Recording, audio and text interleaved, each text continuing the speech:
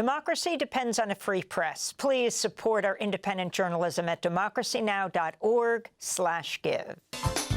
Welcome to Democracy Now!, democracynow.org, the War and Peace Report. I'm Amy Goodman. Israel's military has intensified its attacks on the Gaza Strip and its civilian population, killing at least 51 Palestinians since dawn.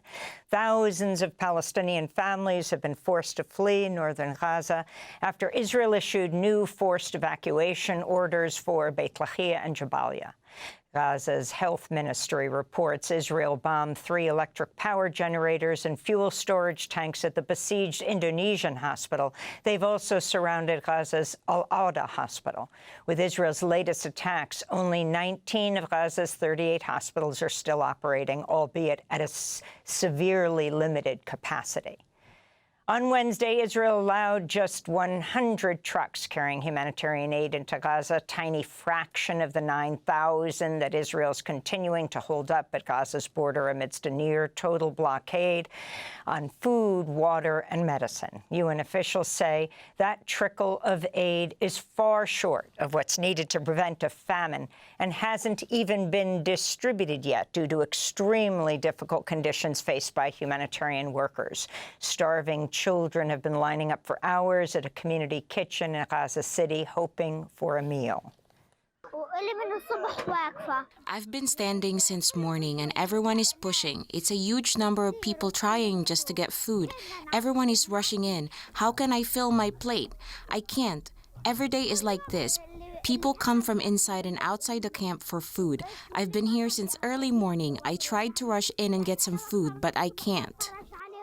In the occupied West Bank, Israeli soldiers fired shots Wednesday toward a delegation of foreign diplomats on an official mission to observe the humanitarian situation in the Jenin refugee camp. Video shows the European Union, Arab and Asian diplomats conducting interviews near Jenin's entrance when shots ring out. Israeli soldiers were seen pointing rifles at the diplomats. The incident drew official protests and statements of condemnation from Italy, France, Turkey, Jordan, Saudi Arabia, Ireland, Spain, and the EU's foreign policy chief, among others. In Washington, D.C., police have arrested a suspect in the shooting death of 2 Israeli embassy employees Wednesday evening. Yaron Lishinsky and Sarah Lynn Milgram, who are a couple, were exiting the Capitol Jewish Museum when 30-year-old Elias Rodriguez of Chicago allegedly opened fire on them. Video of the aftermath shows Rodriguez shouting, "Free Palestine," as he's led away in handcuffs. After headlines, we'll go to Tel Aviv to speak with the Israeli journalist Gideon Levy.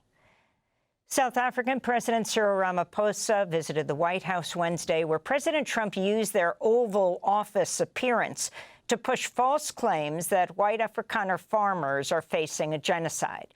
During an extraordinary confrontation broadcast live on TV, Trump had the lights dimmed and ordered video clips played showing people calling for violence against white farmers in South Africa. One clip showed white crosses marking what Trump falsely called burial sites of, quote, over 1,000, he said, white farmers. In fact, they were part of a protest against farm violence, not actual graves. South African police data show farm murders comprised less than 0.2% of murders between October and December of last year in South Africa.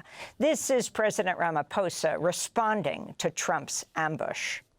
They're a small minority party, which is allowed to exist in terms of our Constitution. But you do allow them to take land. No. You do allow them to take land. No, nobody can take land. And then when they take the land, they kill the white farmer. And when they kill the white farmer, nothing happens to them. No, there is nothing happens to them. There is criminality in our country. People who do get killed, unfortunately, through criminal activity, are not only white people. Majority of them are black people. This month, the Trump administration granted refugee status to a group of 59 white South Africans, even as it suspended refugee resettlement for almost everyone else in the world. Trump's claims of white genocide come after South Africa brought a genocide case against Israel at the International Court of Justice in The Hague. Also attending the Oval Office meeting was the richest man in the world, Elon Musk, who was in from South Africa. A federal judge on Wednesday ruled the Trump administration violated a court order when it expelled 8 immigrants this week to South Sudan without giving them at least 15 days to challenge their removal. Judge Brian Murphy said immigration officials had only given the men 24 hours notice, but Murphy did not order the men to be returned to the U.S. as their lawyers had requested. Their plane is believed to have landed in Djibouti Wednesday, but it's not clear if it would continue on to South Sudan, which observers fear could be on the brink of a new civil war. Only one of the men is from South Sudan. The others are from Cuba, Mexico, Laos, Vietnam, and Burma. This comes amidst mounting reports of ICE arrests outside immigration courts as agents prey on people who are dutifully appearing for their hearings.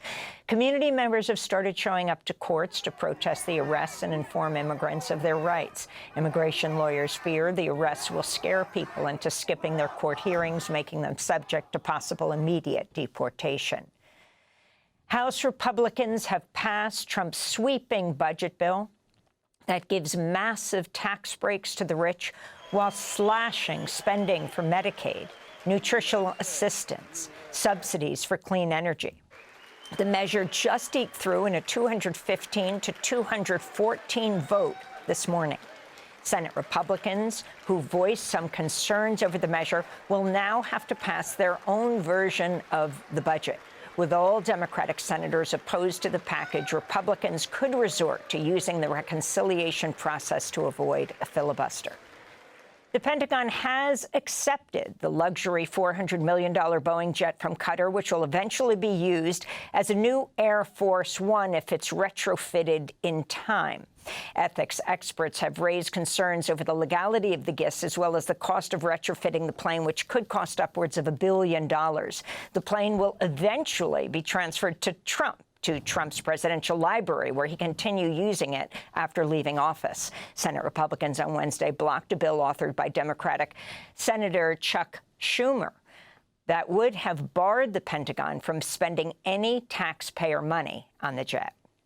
In other news from D.C., officials from the U.S. Institute for Peace returned to their offices Wednesday after a federal judge ruled the Trump administration engaged in a, quote, gross usurpation of power, unquote, when it took over the independent institute earlier this year and ejected its leaders as part of Elon Musk's rampage against federal agencies.